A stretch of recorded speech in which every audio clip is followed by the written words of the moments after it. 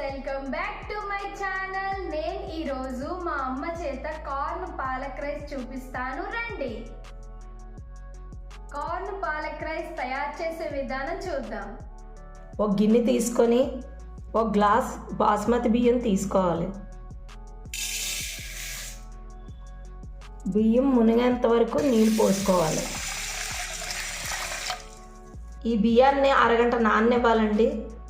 Stove on చేసుకొని బాణీ పెట్టుకొని బాణీ వేడెక్కిన తర్వాత కొద్దిగా డాల్డా వేసుకోవాలి, కొద్దిగా ఆయిల్ వేసుకోవాలి. అనాస పువ్వు 2, ఇలాచి 3, 2 లవంగాలు, దాచిన చెక్కలు 2, జాపత్రి 2 బిర్యానీ ఆకులు, టీ స్పూను షాజీరా వేసుకోవాలి. కొద్దిగా వేగిన తర్వాత అల్లం వెల్లుల్లి పేస్ట్ వేసుకోవాలి. పచ్చివాసన పోయేంత వరకు వేగనివ్వాలి. ఉల్లిపాయ ముక్కలు వేసుకొని వేపుకోవాలి. 3 పచ్చిమిర్చి వేసుకోవాలి. పచ్చివాసన పోయేంత వరకు ఉల్లిపాయలు వేసుకోవాలి. ముందుగా ఒలిచి పెట్టుకున్న మొగజొన్న గింజలు వేసుకోవాలి.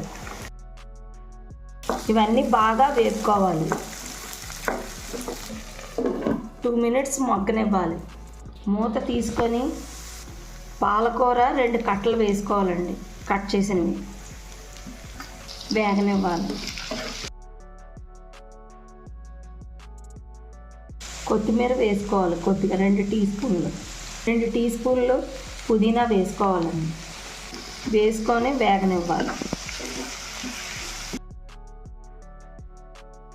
2 నిమిషాలు వేగిన తర్వాత మూత పెట్టుకోవాలి. మూత తీసుకొని 1 టీ స్పూన్ కారం వేసుకోవాలి. బాగా కలుపుకోవాలి. సరిపడినంత ఉప్పు వేసుకోవాలి. బాగా కలుపుకోవాలి. నానబెట్టుకున్న బియ్యాన్ని వేసుకోవాలి. వేసుకొని బాగా కలపాలి. 1 గ్లాస్ బియ్యానికి 2 గ్లాసులన్నర నీళ్ళు వేసుకోవాలి.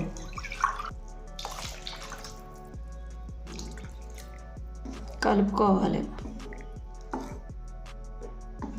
మూత పెట్టుకోవాలి. ఒకసారి మూత తీసుకొని కలుపుకోవాలి.